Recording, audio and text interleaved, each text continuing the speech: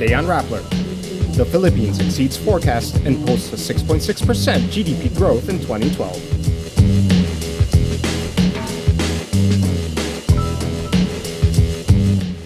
Reforms cannot be mere blips in the radar.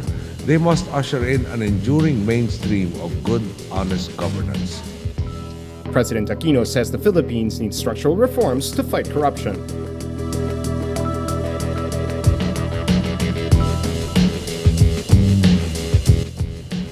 To wait for the ceremony to be over would be waiting basically for you to lose your opportunity. Okay, the only right time and the right moment is only given by the people who are in that power. And reproductive health advocate Carlos Saldran answers charges he offended religious feelings.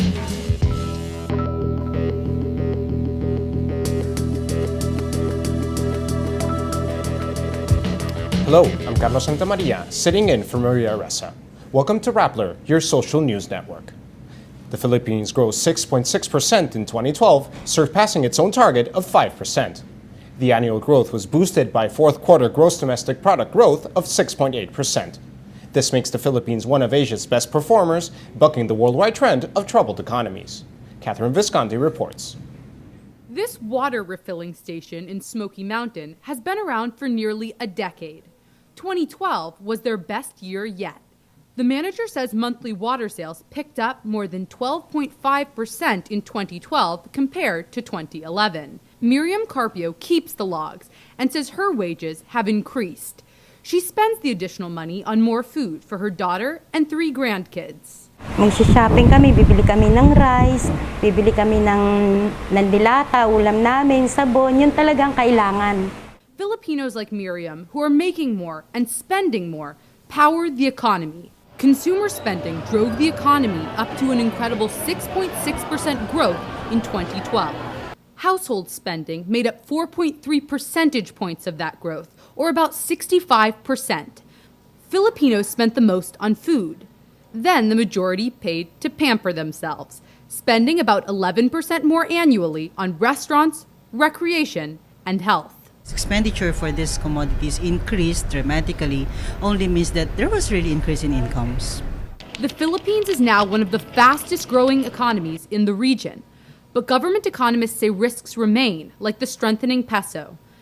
The appreciating peso shrinks the value of remittances, which only grew 3.3% in 2012 based on constant prices. Still, economists are optimistic about 2013.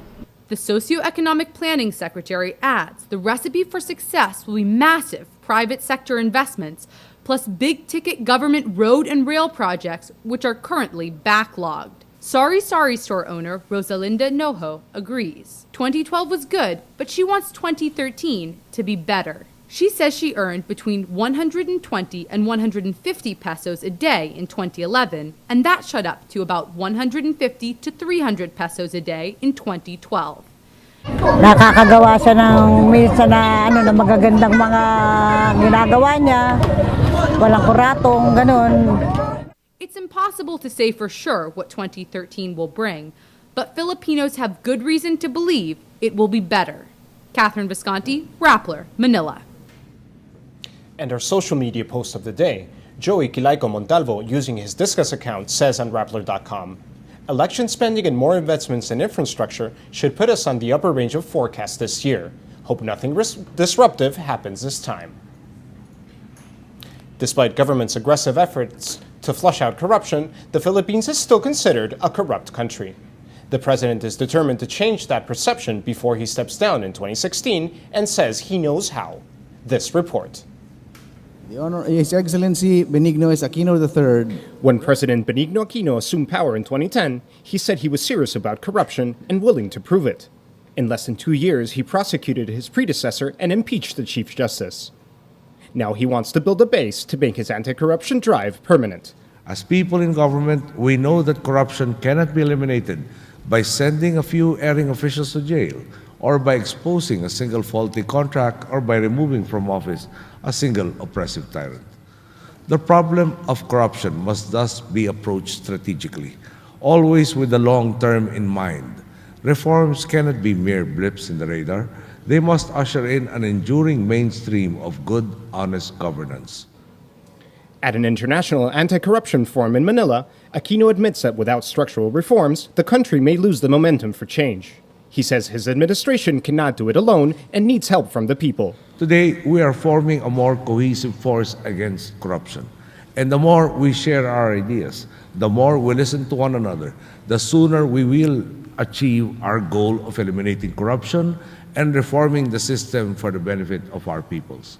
Fighting corruption is not only the government's job. Institutions like the Office of the Ombudsman say they are joining the battle against graft. The tentacles of corruption have been described by several quarters as a global menace. The good news is that we all know about it. Knowing, however, is only half the battle. The other half of the battle is being actually waged by public and private institutions that are genuinely concerned about the state of public affairs and how taxpayers' money is being spent. The Philippines used to be the sick man of Asia. Experts now call it a breakout nation with a bright future if it manages to tackle corruption. There is certainly renewed momentum in action against corruption here in the Philippines. I'm optimistic that this level of engagement, and I speak about engagement both domestically but also internationally, that the country has been displaying can only bode good for the future. Observers say Aquino is determined enough to establish structural reforms, but only time will tell if his drive is enough to beat decades of abuse by politicians. Prosecuting a former president or impeaching a chief justice shows that the Philippines is on the right track against corruption. But as the president says, the culture is still there, and this is only the beginning of the long road to clean and honest government. Makati students say they will not automatically vote for Nancy Binay.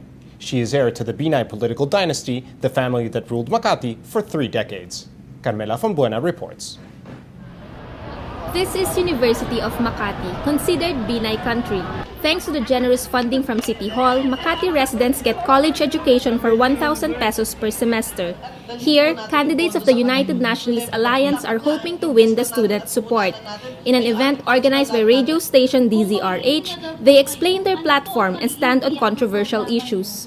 Yung tiwala at pagmamahal na iniukol ninyo kay dating Mayor Jejomar Binay ng Makati, na ngayon ay pangalawang Pangulo ng Republika. Sa tingin ko naman dahil magkakasama kami sa una, pwede rin ninyong ipagkaloob sa amin. Kung sinasabi po ni Pinoy na gusto niya ng isang kandidato may daang matuwid, siguro ako na po siguro ang pwede niyong sabihin na isang kandidato na sumusunod po sa daang matuwid. Students were most interested in Nancy Binay, daughter of Makati's political patriarch Vice President Jejomar Binay. She is the least experienced of the Binay siblings. She has no track record. Why is she the one running? Nakita po ni Kong Tubi na pumapasok po ako sa survey. So kinausap niya po ang aking ama na ang sagot sa kanya ay hindi pwede.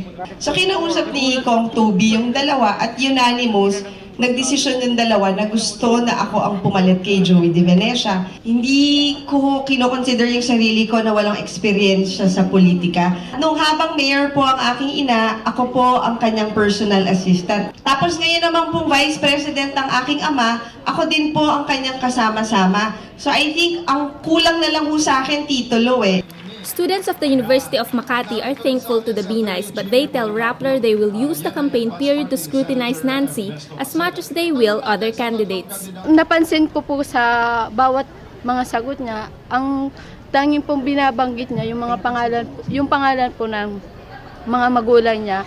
Kung wala po ba yung mga magulang niya, posibilidad po ba siyang manalo? We have to scrutinize or assess different senators and other candidates first before saying the final yes.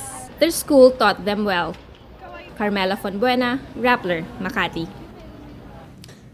Reproductive health advocate Carlos Celdran answers charges he offended religious feelings. Celdran was convicted of violating Article 133 of the revised Penal Code for disrupting a service at the Manila Cathedral in September 2010. Dressed as the Philippine national hero Jose Rizal, he held up a sign with the word Damaso, a reference to the villainous priest in Rizal's famous novel Noli Me Tangere. He answers charges he had been disrespectful, saying it was not a mass but essentially a town hall meeting. He says, quote, "The right time to protest will always be dictated by the powers that be." To wait for the ceremony to be over would be waiting basically for you to lose your opportunity. Okay, the only right time and the right moment is only given by the people who are in that power. So for me to wait for them to give me the permission to protest would have completely gone against anything that would have sparked anything different from what was done before.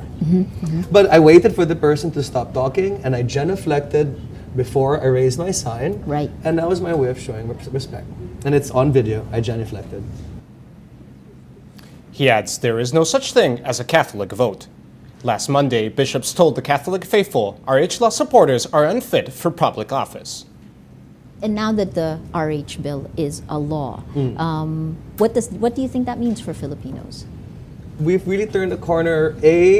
Well, they haven't had yet economically, but now we have a chance to hope again. Right. And it shows that we basically have shackled our theocracy while still maintaining our veneration for an institution. But Salazar says time will heal the wounds and common ground will be found. Well, the church took a very strong position and lost. How would you describe it today, and how do you see it evolving in the future? I think the voices of the people will be much stronger. Right now, I really think that they're trying to fit a square peg into a round hole. They're trying as hard as they can to be completely relevant when it's not up to them to choose how to be relevant. It's up to us to make them relevant. Netizens slam American businessman Donald Trump Jr. for his comments on the U.S. Navy's plan to dismantle the U.S. ship stuck in the Tubataha Reef. The ship cost $277 million. In a tweet Wednesday, Trump says, "This is how stupid we are." The comment gets the ire of netizens who say the importance of the Tubataha Reef National Park extends beyond monetary value. In 1993, Tubataha Reef is designated a UNESCO World Heritage Site. TV host Bianca Gonzalez tweets, "How sad that you think you can belittle our national treasure. Money may come easy for you, but seems you don't know value." Bayan Muna Representative Teddy Casino tells Trump, "Your $277 million killing machine can never be more important than even a small section of reef that gives life to the oceans." Despite the comments, Trump defends his position, saying, "The whole reef was not destroyed, just a chunk the size of a boat. That is not worth $277 million by any standard."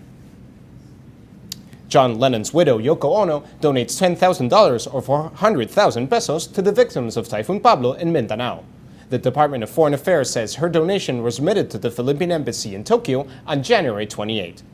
She learned about the typhoon after visiting the official residence of the Philippine ambassador to Japan last December. Ono spent her childhood years at the residence, which her uncle owned before it was acquired by the Philippine government after World War II.